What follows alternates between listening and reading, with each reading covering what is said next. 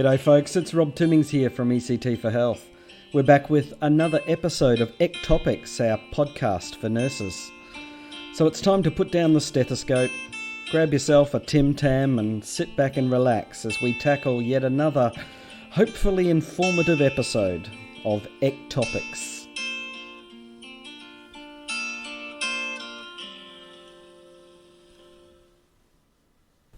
So it's been a little while. I haven't done a podcast for over a week now, and we've moved house. We're now living in beautiful Ningi, which is right on the water at just near Bribie Island. Actually, we're only a couple of kilometres from the Bribie Island Bridge. It's just beautiful here. A little bit of boating, a little bit of moving, still unpacking boxes madly and crazily. So I haven't really had a lot of opportunity to flick on the computer and do these podcasts. We've been doing really quite a lot of recording for our online series. We're going to start to obviously we're doing our live online seminars, but there have been quite a few of you that have wanted to just buy the seminars without having to participate online, actually log in live. Often the time doesn't fit you. We often run the live seminars of an evening, and it doesn't always suit everybody's schedule. So we thought we would we'd just do some blind recording, which means that there's no other participants in the classes, and run the series. So over the next few weeks, we will start to put up more and more of those. We've got rhythm interpretation is done and dusted. We've got blood gases. So if you want a quick 2-hour refresher on your blood gases, that's available. And you can access those just through our webpage, www.ectforhealth.com.au. That's www.ectforhealth.com.au. So for this episode of ECTopics, I thought I'd go through another one of our KYJs. This is a KYJ that has been requested, or it's been asked from time to time when I start talking endocrine in my classes, and this one's particularly about goiter. You may have seen goiter in your patients. Goiter is a big swelling of the thyroid, and often produces a characteristic bull neck or a characteristic swelling in the front of somebody's throat. So somebody said in a recent email that I'd mentioned goiter in a recent post and what causes it, and how is goiter or hyperthyroidism linked to iodine? Where does the iodine and the thyroid thing come into play? So I thought I'd just unpack that a little bit. So to start with, let's just do some definitions. Goiter it's a really common term. It's used to describe the typical swelling of the thyroid gland and the surrounding tissues when it's become inflamed and often overactive. So occasionally it can be overactive or underactive when it's inflamed. So if you think of inflammation is a process where our body is repairing. But in the case of goiter, it's often an autoimmune process. And in that autoimmune process, the immune system starts to attack the tissues of the thyroid gland. So because the immune system starts to attack the tissues of the thyroid gland and there's thyroid injury, as a result, there's going to be a response by the body to try and repair that injury. And that, of course, that's what inflammation is. It's our natural body's response to repairing injured tissue. In the case of autoimmune flare-ups like Graves' disease that causes hyperthyroidism, and Hasimoto's that tends to cause the opposite, the hypothyroidism, the inflammation is of the thyroid gland, and of course we see those resultant swellings. So iodine, where does iodine fit in? Now, iodine is an element. It's a natural nutrient that we get. In fact, seafood's really high in iodine from a vegan or vegetarian source. Things like algae, marine algae, highly yield iodine, nuts and grains. The thyroid uses iodine to manufacture its two main hormones. So just for now, we'll call them T3 and T4. So these thyroid hormones are called T3 and T4. So when somebody has an iodine deficiency, let's say they had a diet with inefficient intake of iodine, the thyroid gland starts to become overactive in an attempt to convert one of its hormones, the T4 hormone, back to T3. So we'll talk about that a little bit later. So iodine deficiency causes an overactive thyroid gland in an attempt to turn T4 into T3. So other things that can increase the amount of thyroid hormone production is physical manipulation or massage of your throat. So if you massage your throat or you physically manipulate your thyroid, that can actually stimulate it also to increase in your secretion of T3 and T4. Now, hypothyroidism, that's a term that refers to overactive thyroid gland, or one that produces too much hormone. So that's hyperthyroidism, too much thyroid hormones. And hypothyroidism is the opposite. So that's a condition that refers to an underactive thyroid gland, or one that produces too little hormone. So the diminished activity can also result in this goiter, this swelling. Now, in Hashimoto's disease, which is an autoimmune disorder, what actually happens is it's an autoimmune attack on the thyroid, and it causes the thyroid gland to undersecrete. The opposite of Hashimoto's disease, well, it's not complete opposite, but a nice way to sort of put them into perspective is the two major conditions of a thyroid gland that you'll come across as a clinician is caring for patients with Graves' disease and with Hashimoto's disease. And Graves' disease causes hyperthyroidism, so too much hormone to be released. And Hashimoto's disease is the opposite. It causes hypothyroidism, or not enough. Sometimes pregnancy and menopause can also cause hormonal changes in the thyroid, and that can also result in enlargement. And so age, and of course being female, is a factor there. Age over 40 places you at a higher risk factor for women and men over the age of 40.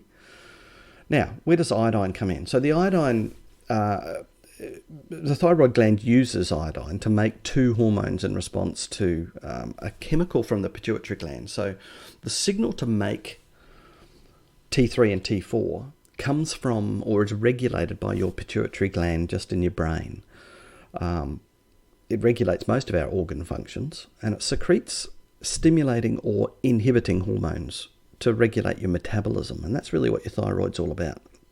So the pituitary gland secretes a substance called TRH, or thyrotropin regulating hormone. I'll say that again, TRH, thyrotropin regulating hormone, and TSH, which is thyroid stimulating hormone. So TRH and TSH both come from the pituitary gland, and this either upregulates or downregulates the function of your thyroid gland. And in response to those hormones, the thyroid manufactures T3. Now, T3 is about quarter the strength of T4, and you've heard of T4 because it's what we call thyroxine. So T4 is thyroxine. Now, T3 is triiodothyronine.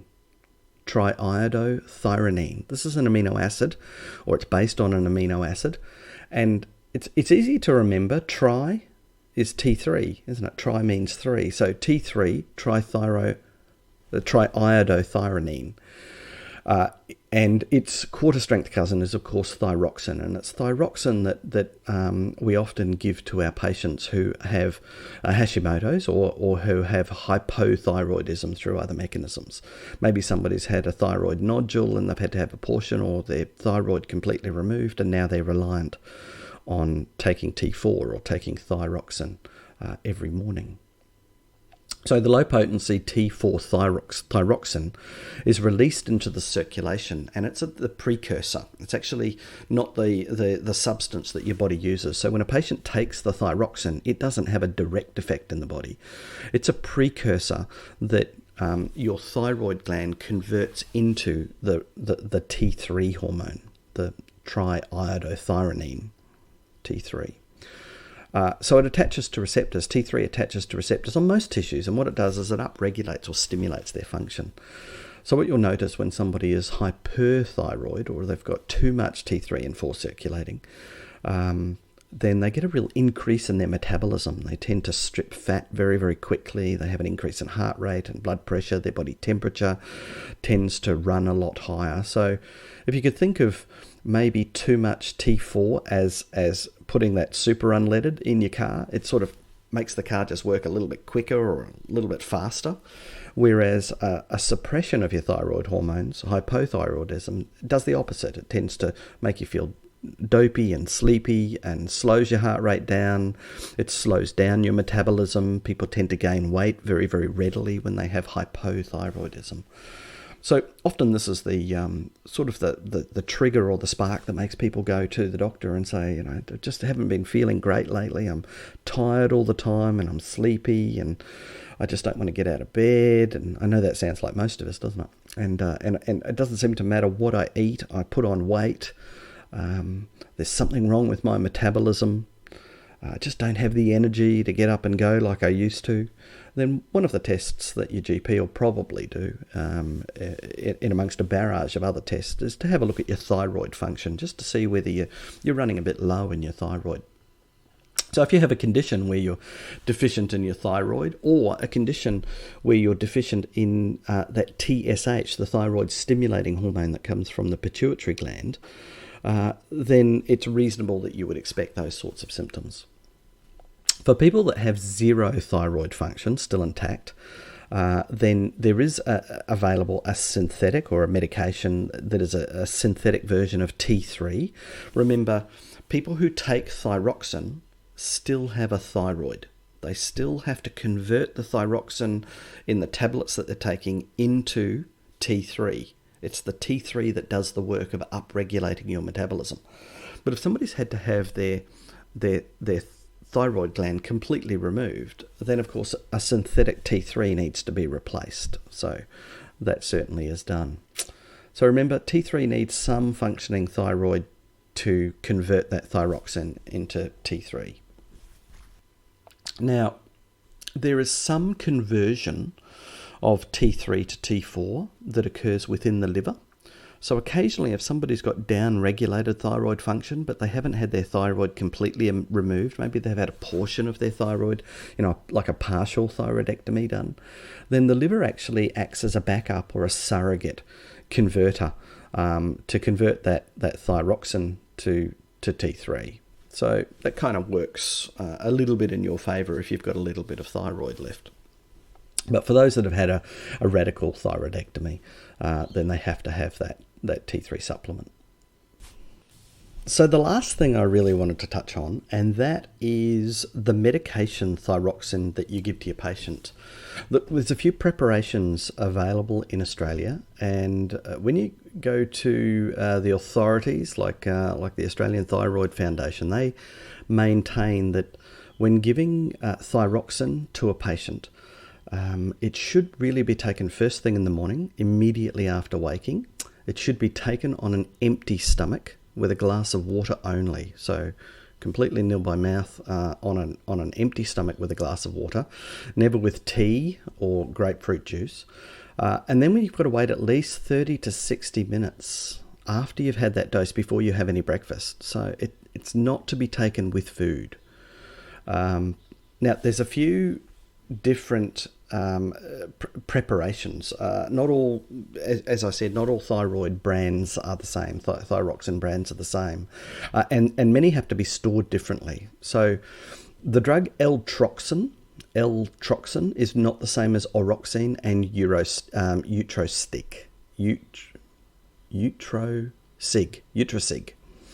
So, Oroxine and Utrosig, they must be refrigerated. L-Troxin doesn't. Remember, thyroxine has to be taken first thing in the morning, immediately on waking, on an empty stomach, and then nil by mouth for at least 30 minutes. 30 to 60 minutes is recommended. Any other medications like any other medications the patient's on, vitamins, minerals, herbal medicines and supplements, they should not be taken at the same time as thyroxine. So thyroxine should be taken all by itself. There is a suggestion that by the Australian Thyroid Foundation that there should be at least a 4-hour interval after you've had your thyroxine before you take any other medications. Now, I know that this isn't always practical, but these are just the guidelines, and I'm just sharing the information.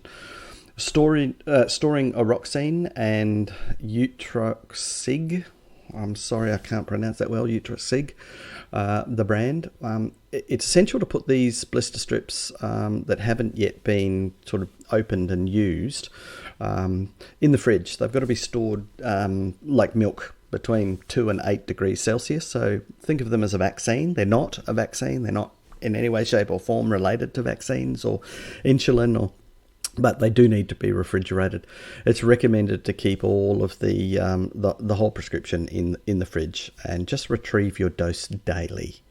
So it's rapidly destroyed at room temperature. As far as the other one is concerned, the drug brand called L-Troxin, it doesn't need to be refrigerated, but like all other drugs, it should be kept below 25 degrees. So note that L-Troxin is not the same formula as Oroxin, even though they're both T3, they're both thyroxine. They can't be used interchangeably. So there's a few tips just on taking those medications. Well, that's it from me, folks. Rob Timmings from ECT for Health and ECTopics. Hope you enjoyed the episode. I'm going to let my son Ben play you out with his latest little tune called Paradise. See you next episode, guys.